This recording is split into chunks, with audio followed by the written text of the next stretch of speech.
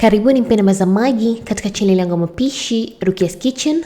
Leo hii ni mwaleteeni utengenezaji wa kutengeneza mayonnaise, sweet and sour na ketchup sauce nyumbani kwa njia rahisi sana. Makinika nami hadi tamati. Usisahau kusubscribe na kubofya kengele itakayokuja hapo chini ili usipitwe na video zangu kila wiki. Sosi ya kwanza itakuwa ni sosi ya mayonnaise. Katika kibakuli chako utaweka mafuta kikombe kimoja na robo tatu. Kisha utaweka maji ya limau kijiko kimoja cha kula, chumvi kijiko kimoja kidogo, sosi ya mustard kijiko kimoja cha kula na mayai mawili. Na kisha utachukua blender yako kama hii, ama unaweza kutumia blender yoyote ambayo uko nayo, na utasaga takribani dakika moja mpaka kila kitu kichanganyike vizuri.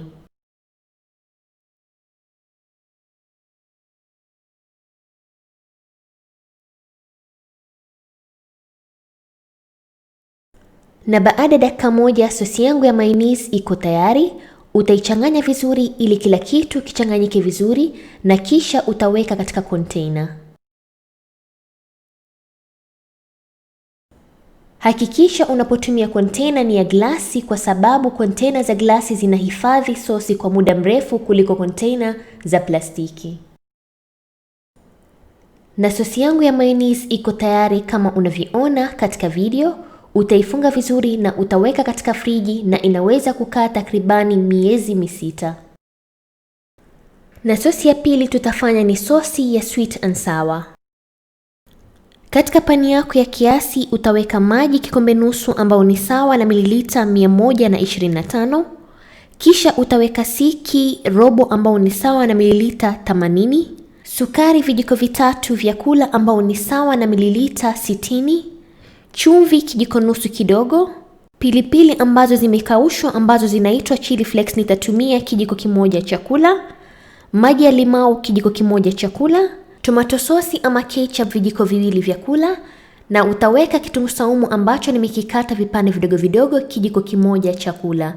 Na utakoroga kila kitu vizuri, na utawacha ipikike kwa moto mdogo mdogo mpaka utakapoanza kuona inatokota.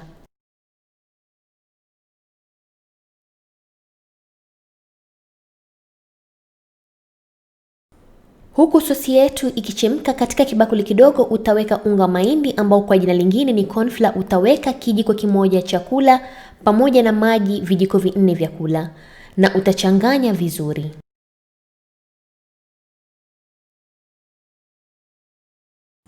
Ukishaona sosi yako inaanza kuchemka ama kutokota kama hivi, kisha utaweka mchanganyiko wa Cornflour na utachanganya vizuri, na utawacha sosi yako ipikike takribani dakika 2 mpaka 3, ama utakapoona sosi yako imekuwa nzito.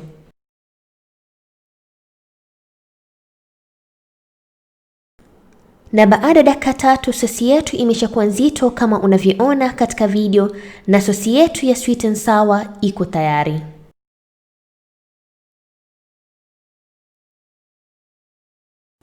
Na kisha utaweka sosi yako katika container ya glasi. Ni vizuri kuweka sosi katika container ya glasi, maana inakaa kwa muda mrefu, na utawacha ipoe kabla kuweka katika friji.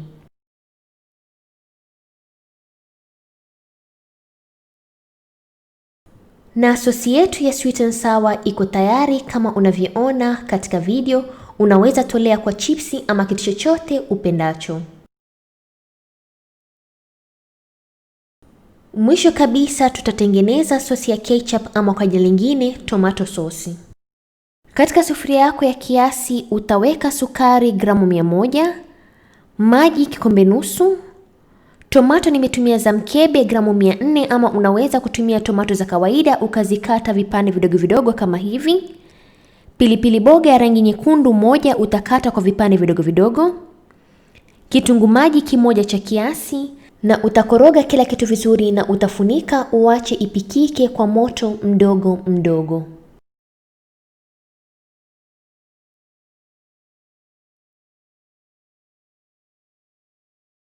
Ukisha kuona inaanza kutokota, fungua na uweke tomato ya mkebe gramu 90, na utachanganya vizuri na kisha funika tena uache iendelee kupikika kwa moto mdogo mdogo.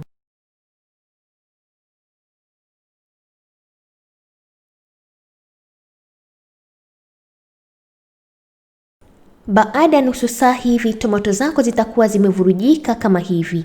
Kisha utaweka siki. Nimetumia siki ya apple vinegar ama unaweza kutumia siki yoyote upendayo. Utaweka robo kikombe ambao ni sawa na mililita 80, na kisha utaweka na paprika kijiko nusu kidogo, na utachanganya vizuri na kisha funika uache ipikike takribani dakika 5.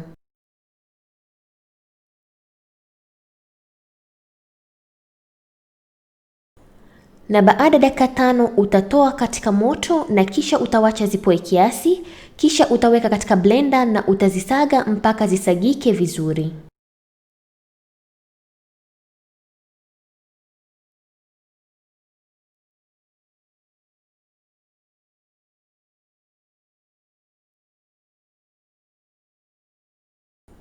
Saga kwa awamu kwa dakika 2 mpaka kila kitu kisagike vizuri kama hivi. Zikishasagika utarudisha tena katika sufuria.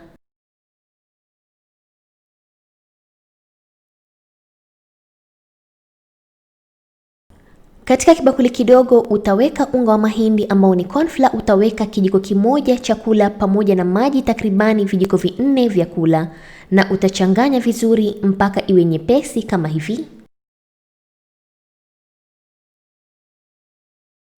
Na kisha utamwaga katika sosi yako ili sosi yetu ipate kuvutana na kuwa nzito, na utawacha sosi yako ipikike takribani dakika 3 mpaka 5 ama utakapoona sosi yako imekuwa nzito.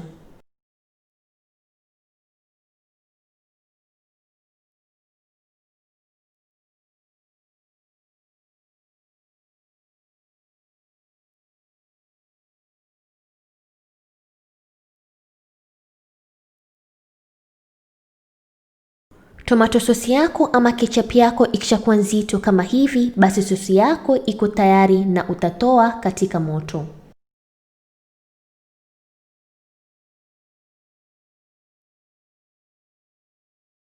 Na kisha utaweka katika container glasi na uache ipoe kabla ya kuweka katika friji.